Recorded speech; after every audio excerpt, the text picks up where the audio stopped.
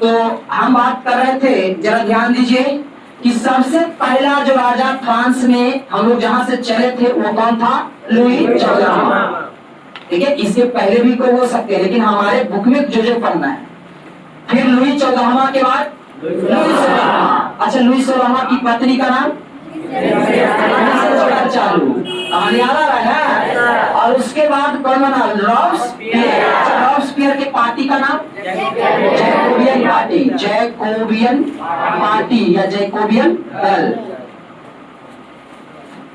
ठीक है, और इसके बाद बना कौन? Napoleon Bonaparte. ये कौन थे? सेनापति, महान सेनापति। ठीक है ना। और उसके बाद क्या लुई 17वां राजा बना? ये अपने पापा के डर से कहा मेरे बाबूजी को गिलोटीन चढ़ाया 16वां को, इसलिए हम राजा। फिर साहस कौन किया? इनका पोता लुई 18वां जो है साहस किया और लुई 18वां राजा बना। और ये कैसा शेर था? सीधा शेर था। जरा ध्यान दे बच्चों, ये कैसा शेर था?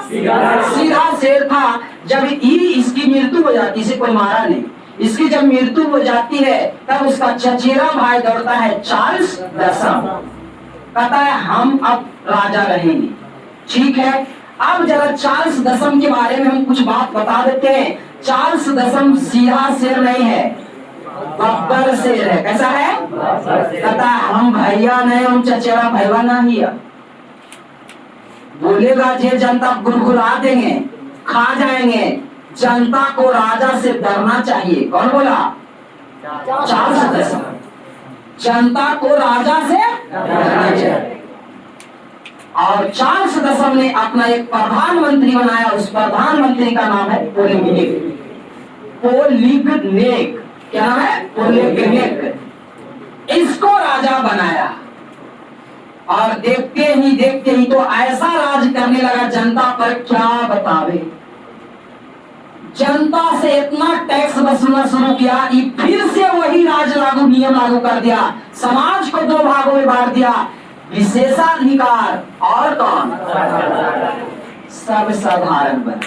फिर से फ्रांस में वही कहानी, और फिर से गिलोटीन चढ़ावी शुरू। आगे मई, अरे समझ रहे हो यह काम कौन करता था? 14वां 16वां। अब वही चीज फिर से फ्रांस में देखने को मिल रहा है। चार्ल्स दसम और पोलिगनेक इसका प्रधानमंत्री दोनों मिलके वही नियम लागू शुरू कर दिया। जनता में फिर गुस्सा फूटा। सारा जनता फ्रांस की राजधानी कहां? पेरिस में आक्रमण कर दिया। पेरिस पर बार बार आक्रमण जनता क्यों करता? क्योंकि राजा वही बैठते हैं। अब बोले हो तुम बिहार से हो, तो बिहार के राजा राजधानी पटना, तो तुम्हारा राजा कहाँ बैठते हैं? नीतीश कुमार जी पटने मिले। समझ रहे हैं बात को? राजधानी उन्हीं का है, राजधानी इसलिए बनाया जाता है। अब सारे लोग पेरिस पर हमला कर दिया। इतना खतरनाक हमला, इतना खतरनाक हमला, चार्ल्स दसम थरथरा रहा है। हो न सको हमरो दिल यकीन, बब्बर शेर था। भीड़ देखा ना जैसी 2 मंजिला के ऊपर से आई पट्टी कूदेंगे तभियो लोक ले, तो आने कूदू तभियो लोक ले, भागू तक ले भागू। तब पोलिगनेक बोला चलो मेरे पीछे पीछे। दोनों ऐसा रास्ता से निकला, ऐसा भागा, सीधे भाग के गया इंग्लैंड। कहाँ भाग गया? याद रखना, पूछेगा चार्ल्स दसम कहाँ भागे? इंग्लैंड। कोई राजा के बारे में पूछे, राजा कहाँ भागे? इंग्लैंड बोल देना। कोई राजा के बारे में पूछे, अगर सर इंग्लैंड कैसे भागता था बताएंगे। अंतिम में चार्ल्स दसम कहाँ भागे? इंग्लैंड। और यही वाला क्रांति कहलाया 1830 की फ्रांस की क्रांति। अच्छा बताओ, 1789 का क्रांति कहाँ हुआ था? लुई 16वां के समय, जिस समय पियरे जो है राजा बना, तो इस समय हुआ था 1789 की क्रांति। पूछेगा किसके समय हुआ था? लुई 16वां और रॉब्सपियर के समय। ये मारा गया, ये बना, ये मारा गया और ये बना। अब देखिए चार्ल्स दसम राज्य भाग गया अपन देश छोड़ के। अरे समझ रहे हैं ना? अभी कुछ दिन पहले अफगानिस्तान पर कब्जा कर लिया था, है तुम लोग को? अफगानिस्तान पर कब्जा कर लिया तो अफगानिस्तान के राजे राताराती भाग गया। तो राजा भाग गया तो कुर्सी जो कब्जा की उसका हो गया। अब ये भाग गया चार्ल्स दसम, तो एक नया वंश खोजा गया, एक नया राजा बनाया गया वहां का, उसका नाम था लुई फिलिप। उसका नाम क्या था? Louis Philippe. और इसने भी एक प्रधानमंत्री बनाया, इसका नाम गीजो था। समझ गए? जब चार्ल्स दसम कौन था रे? इसका चचेरा भाई था। ये जैसे ही भाग गया, यही वाला भीड़ जो फ्रांस में पेरिस में हुआ, सब तोड़ फोड़ मचाया और राजा भाग गया, तो ये वाला जो भीड़ लगा, इसी भीड़ को कहा गया 1830 की क्रांति। अब ये भाग गया, लुई फिलिप राजा बन गया। लेकिन लुई फिलिप कहा हम सबका राजा हैं। कहा तो ठीक ठाक, जनता को अच्छा लगा, फ्रांस को लगा कि लगता है लुई 18वां का सीधा सिर है, ठीक ठाक है लगता है। लेकिन क्या कहें, ये जो प्रधानमंत्री गीजो है, ये सही में गीजो है। ये अंदर अंदर वैल्यू दे राजा के, गरीबन के खून चूसे वाला है। गरीब है तो काम नहीं होगा, अंदर अंदर कागजाती काम ठीक करने लगा। और ये भी बड़े बड़े लोगों को, कुलीन को, पादरी को साथ देने लगा। अब क्या हुआ, 6-7 साल इसका राजा बनना हुआ।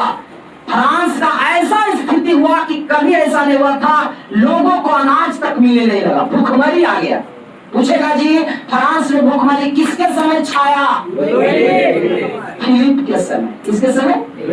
और कौन था राजा? प्रधानमंत्री राजा ही, लेकिन राजा का वो प्रधानमंत्री पहले होता था, वो था गीजो। आप बताइए, भूखमरी छा गया तो गरीब लोग सोचा कि ऐसे मरिए रहे हैं, चल फिर पेरिस के आए तोड़ दे मार के। भैया ऐसे तो मरिए रहे हैं, सारे बाले बच्चे ही भीड़ तो तुम देखोगे तो लगेगा वही भीड़ जो 1789 वाला भीड़ था। लुई फिलिप जैसी देखा, कहा बाप रे अब कौची करे। इसको याद आया कि 1830 में भीड़ लगा था तो चार्ल्स दसम कहाँ भागा था? इंग्लैंड। सोचा मुझे वो उपाय है, अरे तो हम लोग गिलोटिन किया तो थूल देगा जितना आदमी। इहो पीछे वाला रास्ता से दोनों कहाँ भागा? इंग्लैंड भाग गया। और वहां के जनता क्या कहने लगा, अबरी के वो राजा नहीं बने देगा, होश में आ जाओ, पहले चुनाव करवाओ। अब होगा चुनाव, कौन राजतंत्र? लोकतंत्र होगा। और कल बताए थे जी, लोकतंत्र किसको कहते हैं? जहां पर सारे जनता मिलकर वोट देता है और वोट देके चुनता है, तो उसको क्या कहते हैं? लोकतंत्र होगा। वहां राजतंत्र नहीं चलेगा। हम ढेर राजतंत्र के देख ली, यो राजतंत्र शुरू में तो ठीक रहता है, फिर घमंड हो जाता है। तो लोकतंत्र होगा, घमंड होगा तो 5 साल ना होगा, 5 साल के बाद हटा देंगे वोट देके। और वहां की जनता पगलाइत है, नहीं, गलती से राजतंत्र नहीं, राजतंत्र लोग थोड़े थोड़ी रहते, अब मारा मारी चलेगा। हम भूखल मर गए हैं, सारा जनता पागल हो गया। तब कहा ठीक है वोट होगा, कोई दिक्कत। देखिए राज्य जनता कहेगा वही होगा का जी। अब देखिए वहां पहली बार लोकतंत्र और गणतंत्र लागू हुआ। गणतंत्र भी समझा चुके बच्चों, जो राजा कानून से चले। और अपना देश में लोकतंत्र और गणतंत्र है, पता है कि नहीं? इसीलिए अपना देश ठीक ठाक है। चिल्लाएगा तो 5 साल ना है, अच्छा लगे तो 10 साल हो, देखो फिर वोट। वही हाल हुआ फ्रांस में। अब फ्रांस सुधर गया, अब वहां इलेक्शन हुआ और कौन जीता इलेक्शन में? नेपोलियन द्वितीय, नेपोलियन नंबर 3। अरे ये कैसा बच्चा था, ये नेपोलियन को का कहानी सुना था, उसी दिन अपना नाम रख लिया था नेपोलियन। अब अभी मोदी है, अब कोई बच्चा को मोदी अच्छा लगे तो वो कहे हम मोदी, मोदी मोदी सब मोदी, छोटा मोदी कहने लगा उसे। और सिर्फ फ्रांस में इसको सब छोटा नेपोलियन कहने लगा। और नेपोलियन के नाम पर खाली वोट इसको थप दिया और जीत गया। ले रे फ्रांस में फिर नेपोलियन, लेकिन वो नेपोलियन नहीं, वो तो बेचारा मर गया। कौन युद्ध में?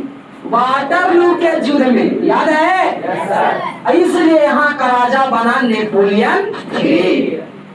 लेकिन उसी समय जनता सोचा ये तो काम हो गया फ्रांस में, लेकिन यूरोप के बिगाड़े वाला मेन जानते हो कौन है? मेटरनिख। तेरा जरी लठिया दे कुल मिल के ये रहता तो हो सका इहो रजवा के मार दे। अब फिर कहता हूँ राजतंत्र एक बार नेपोलियन लाया था ना जी, नेपोलियन तो बढ़िया बना दिया था, लेकिन इसको मार न दिया। कौन मार दिया? मेटरनिख में चालबाज था। और जनता के दिमाग में पहले से था कि वो ये मेटरनिख जब तक रहेगा तो ये केवल चले बने नहीं देगा।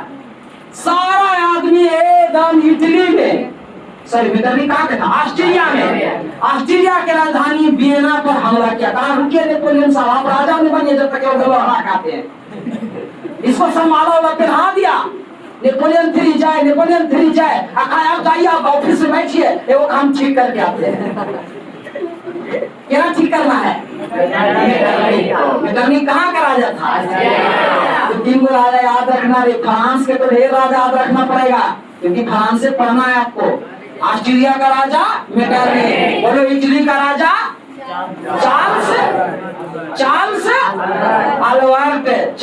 अल्बर्ट, जिसको मिला हूँ कौची पिता, जूता के पिता। वो अगले कुहाड़ में वो ब्लास्ट करेगा पूरे दिन। अब जो है नेपोलियन 3 को माला पहनाने के बाद किसको स्वागत करने के लिए दौड़ पड़े? मेटरनिख को। मेटरनिख देखा कि भैया अब उपाय नहीं हो, निकलने कहाँ? इंग्लैंड। इहो निकल गया इंग्लैंड। और याद रखना मेटरनिख का एक इंपॉर्टेंट सवाल, मेटरनिख 1815 से लेकर के 1800 कहां तक? 1848 तक राज किया। ध्यान रखना। तो पूछेगा मेटरनिख युग कब से कब तक चला? 1815 से मेटरनिख युग कहलाया। ये जरूर परीक्षा में छपेगा। मेटरनिख युग कब से कब तक था? तो 1815 से 1848 में हुआ। समझ में आ गया बात? तो बोलो फ्रांस में कई क्रांति? एगो 1700, एगो 1800, और लास्ट में ये जो भागा ये बना, ये कब हुआ? 1848। 1848 तीन क्रांति हुआ फ्रांस। खाली सुनता था फ्रांस की क्रांति, फ्रांस की क्रांति, फ्रांस की क्रांति। पूरा हम आपको ठीक कर देंगे।